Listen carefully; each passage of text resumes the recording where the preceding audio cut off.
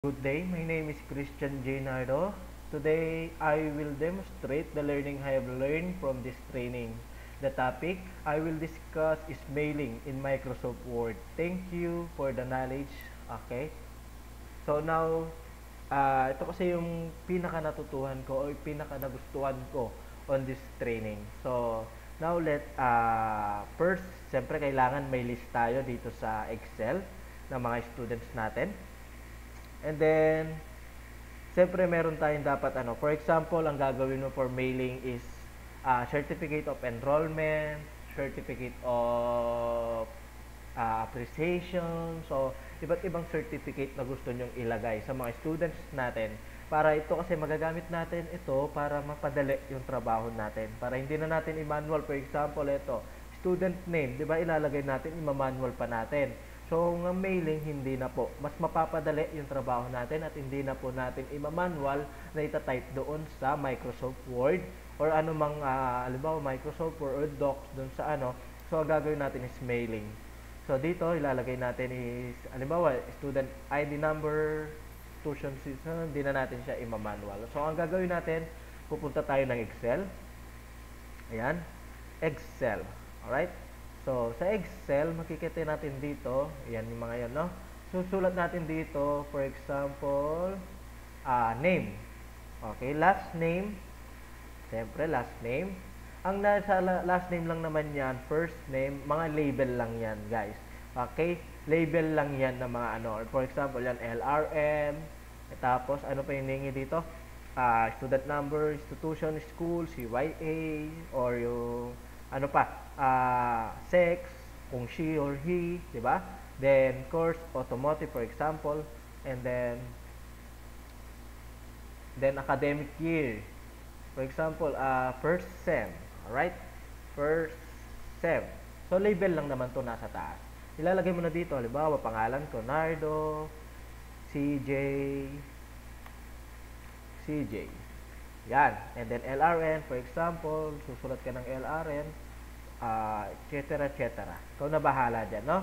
So, it depends sa LRN na. Ito, i-drag mo to, for example, nasa 10 na student na certificate yung gagawin mo, i-drag mo yan. Ito, sa LRN, kayo na bahala dito kasi may mga LRN na difference yung mga students natin. So, for example, i-drag ko na lang.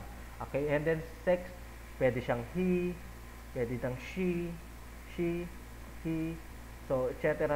Ikaw na bahala dito, no? Ikaw na bahala. Ito, gagawin natin, i-drag ko siya. Right? So, yung mga pangalan natin, automotive, so, i-drag ko lang din to hanggang doon sa natin. Then, first sem, hindi siya kasi magse-second sem yan. So, ang gagawin natin, i-manual natin to. No? Kasi, pwede mo siyang i-copy-paste. Ayan. Control C, then copy. Alright? Kakopy mo lang siya. No? So, since meron akong dito, eto. Meron na akong copy niyan. No? Ayan. Nakikita nyo, last name. So, eto lang yung mga label lang yung nasa taas. Alright? So, pupunta tayo. Pag tapos na tayo dito, when we finish sa, natin, sa list ng mga students natin, siyempre, isi-save natin yan. Okay? Isi-save. For example, na-save ko na siya dito sa Okay? Ipapakita ko paano isi-save, no? Wait lang. So, open ko lang. Ayan. For example, meron na tayong dyan, list. So, file. Para mas madali, i-save mo na lang siya. Save as this PC and then download. Mas madali mo siya makikita, no? Halimbawa, eto na, bigyan ko siyang other name. Okay? So, yan. So, na-save na siya. X natin. And then, pupunta na tayo dito sa kung anong gagamitin dito sa Microsoft Word. So, ang gagawin natin, pupunta tayo sa mailings. And then, select recipient.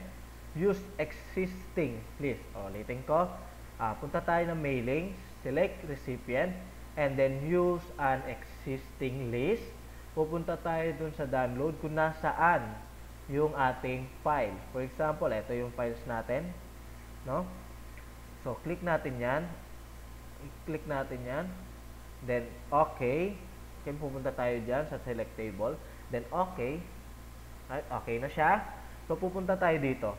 Halimbawa, student name is insert merge natin. Kapag naging okay na siya, insert merge. So, dito makikita natin yung sinasabi kong label. Ito yung mga last name nila. Last name.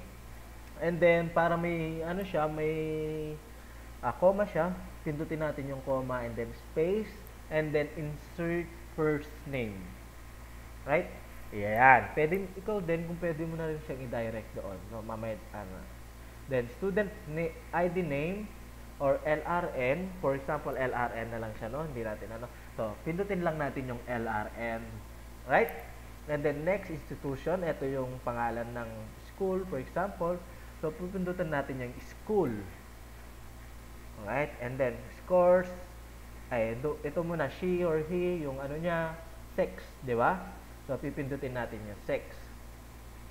Ano, program. Ano ba yung program niya? So, pipindutin natin yung program dito. For example, IA siya o IHE.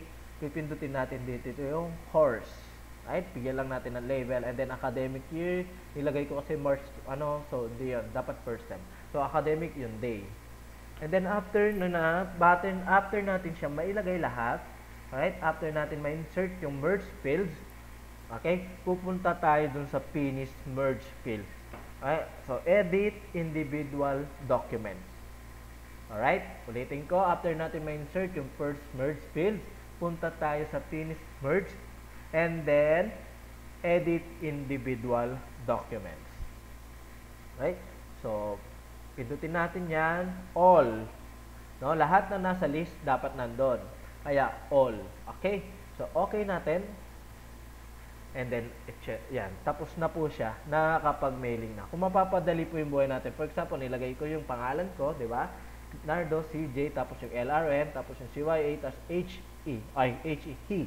Di ba? Tapos IA yung course ko. Ito yung date na ano, dapat dito yan sa ano, issue. Pero nalagay ko siya dyan. So, nagiget, ayan na yan. O, iba-iba yung pangalan yan.